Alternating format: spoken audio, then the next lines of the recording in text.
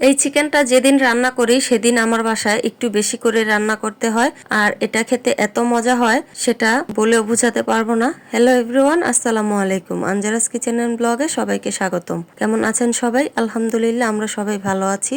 তো আজকে চলে আসলাম আরো একটি নতুন ভিডিও নিয়ে। তো আজকে আমি চিকেন রান্না করে দেখাবো।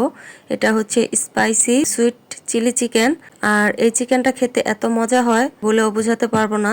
তো চিকেনটা রান্না করার জন্য আমি প্রথমে গোলমরিচের গুঁড়া দিয়ে দিলাম, গরম মশলার গুঁড়া দিয়ে দিলাম, টেস্টি সল্ট দিয়ে দিলাম, তারপর হচ্ছে মরিচের গুঁড়া দিয়ে দিলাম একটু বেশি করে যেন ঝালটা বেশি হয়। তারপর কর্নফ্লাওয়ার দিয়ে দিব 2 টেবিল চামচ, আর ময়দা দিয়ে দিলাম 1 টেবিল চামচ। এখন সবকিছু ভালো করে মাখিয়ে নিব, আর আমি আদা রসুনটা দিয়ে দিলাম। তো এখন সবকিছু দিয়ে তারপর হচ্ছে মাখিয়ে নিব, আপনারা আপনাদের পরিমাণ মতো দিয়ে দিবেন। এখন চিকেনগুলো মাখানো হয়ে গেছে, আমি এগুলোকে ফ্রাই করতে চলে যাচ্ছি চুলায়। তো এই তো দেখুন কতটা সুন্দর হয়েছে মাখানোটা। তো তারপর হচ্ছে আমি কড়াইতে দিয়ে দিব ভাজার জন্য সয়াবিন তেল। তো ভাজার আগে আবার একটু মিক্স করে নিচ্ছি।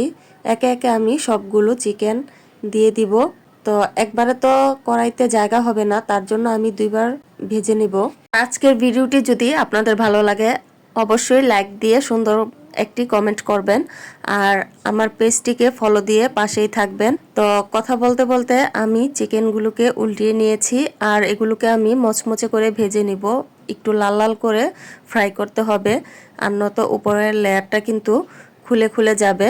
তো এই তো ভাজা হয়ে গেছে। পরবর্তীতে আমি বাকি চিকেনগুলোকেও সেমভাবে ভেজে নিব।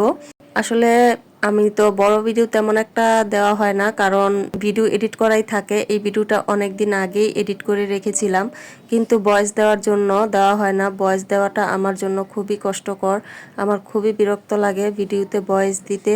আর আমার বাসায় মানে অনেক সাউন্ড থাকে, যার কারণে হচ্ছে ভয়েস দেওয়াটা খুবই কষ্টের। তো সবগুলো চিকেন ভাজা হয়ে গেলে আমি চিকেন ভাজার যে তেল ছিল সেখান থেকে কিছুটা তেল দিয়ে দিলাম, তারপরে রসুন দিয়ে দিলাম। এখন রসুনগুলোকে হালকা ফ্রাই করে তারপর পরিমাণ মতো পানি দিয়ে দিব।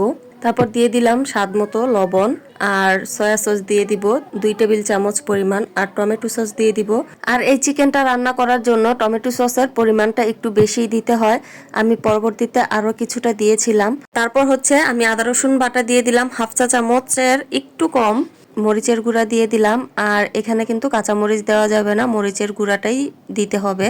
তো সবকিছু একটু কষিয়ে তারপর হচ্ছে আমি এখন মাংসগুলো দিয়ে দিলাম। এই চিকেনটা কিন্তু রান্না করা খুবই সহজ এবং খেতেও কিন্তু খুবই মজার। তো তারপর হচ্ছে কিছুটা চিনি দিয়ে দিলাম। আপনাদের কাছে যদি মধু থাকে সেক্ষেত্রে আপনারা মধুও দিতে পারেন। তো আমার কাছে মধু ছিল না, তো যার কারণে হচ্ছে আমি চিনি দিয়ে দিলাম। তারপরে এখন রান্নাটা হয়ে গেছে। তো কিছুটা সাদা তিল দিয়ে দিলাম, আর পেঁয়াজ কুলি দিয়ে দিলাম উপরে কিছুটা। এটা অপশনাল, সুন্দর দেখানোর জন্য দিয়েছি, আপনারা এটাকে স্কিপ করতে পারেন। তা আজকের ভিডিওটি এ পর্যন্তই। চলে আসবো আরও একটি নতুন ভিডিও নিয়ে। সে পর্যন্ত ভালো থাকবেন সবাই। আসসালামু আলাইকুম, আল্লাহ হাফেজ।